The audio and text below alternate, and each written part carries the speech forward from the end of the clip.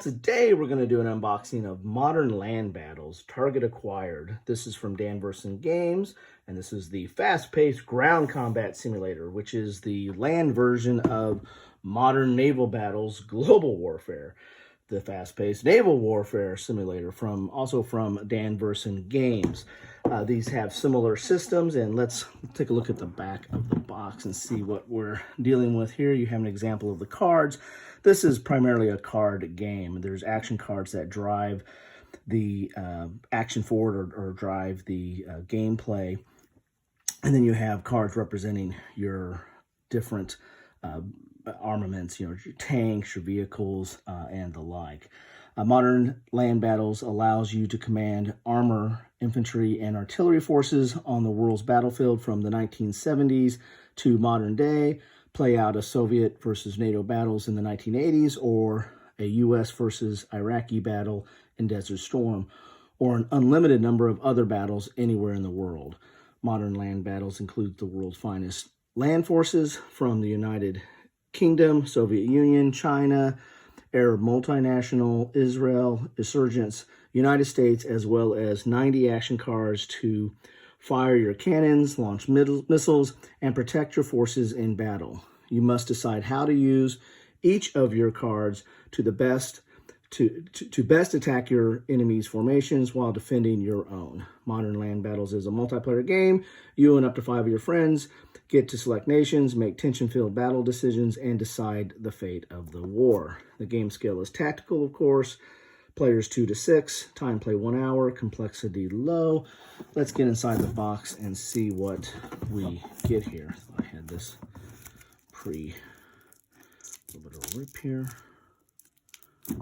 Not as easy today as I had expected. Here we go.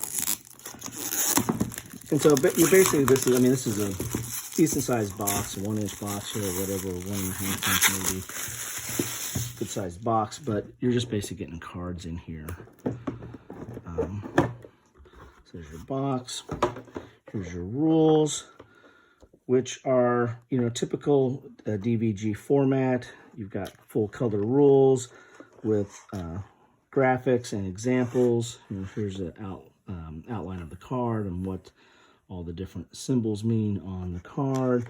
Here's your action card, and again, an explanation of that.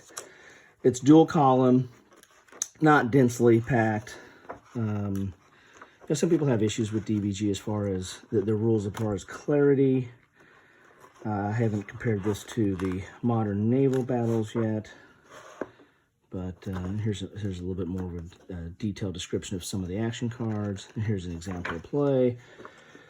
So, and then you got a quick reference here on the back. So 16 pages, but there's a quick reference. There's some examples of play. So as far as rules are concerned, you've got 14 pages of rules in there. So not overly complex in that regard. Here's your counters. So looks like some damage here. You've got an acted counter, superior, and these are double-sided. Not a lot of counters. Again, this is mostly a card game. You get 4 10-sided dice there.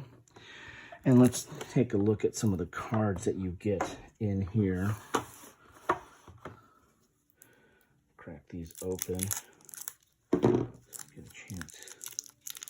Because that's what you want to see, right? This is a card game, and you want to see the card games, the cards. Okay.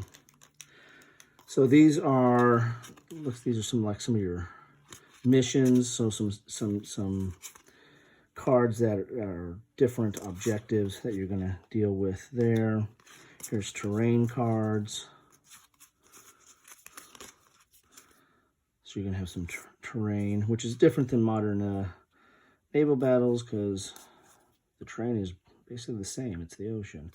But here you have some different terrain that could affect gameplay. Then you're going to have force cards. It looks like these are the Soviet Union here. So you're going to have a whole variety of source cards. You're also going to see the nation represented here and the flag up in the corner.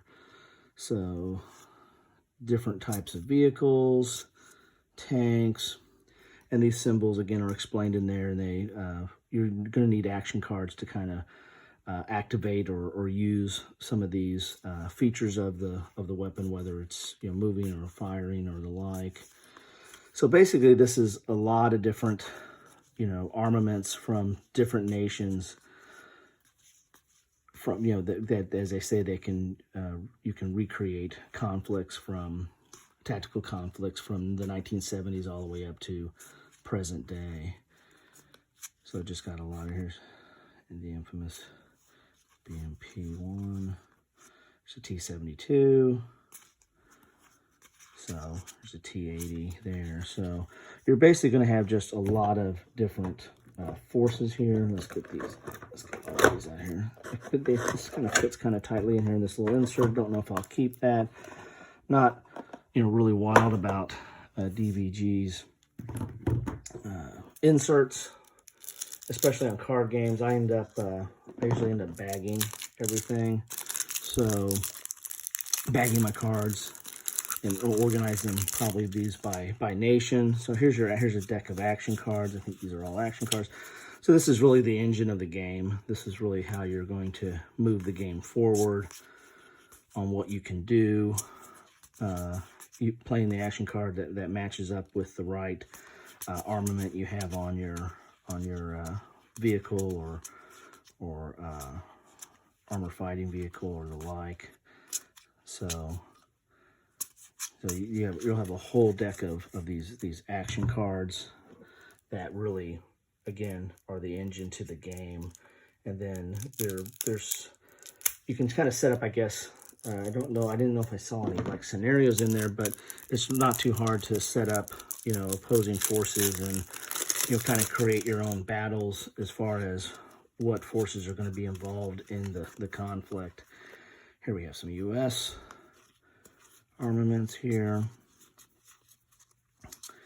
A lot of stuff there. Then you're getting into some other nations here. As you can see by the flag in the corner there. So a lot of variety here, a lot of different weapon systems that you can put up against. Here's a T-55 that you can put up against each other in this game here. And it's not overly complex. It really is something that you have to play multiplayer. It's really a multiplayer game. It's head-to-head, or you can play with multiple people. There's not really a solo side to this, because it's all in these. Let's get these out here. It's all in these action cards.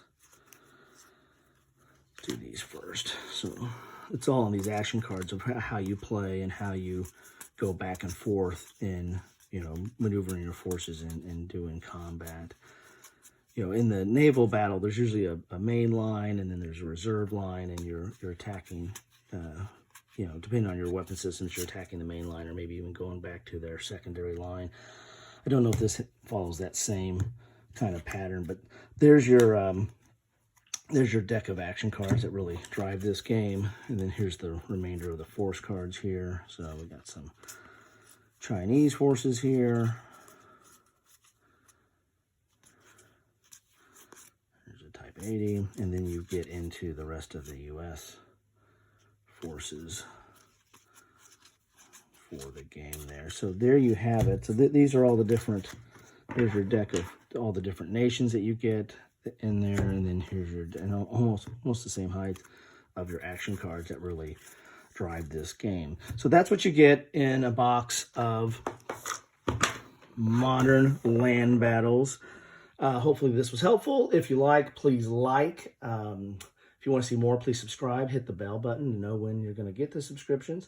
What's your thoughts on this? What's your thoughts on this version of the Modern Naval Battles game?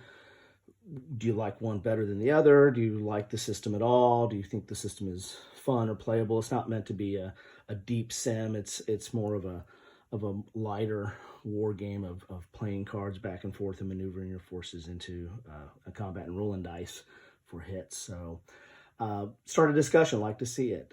Most importantly, thanks for watching.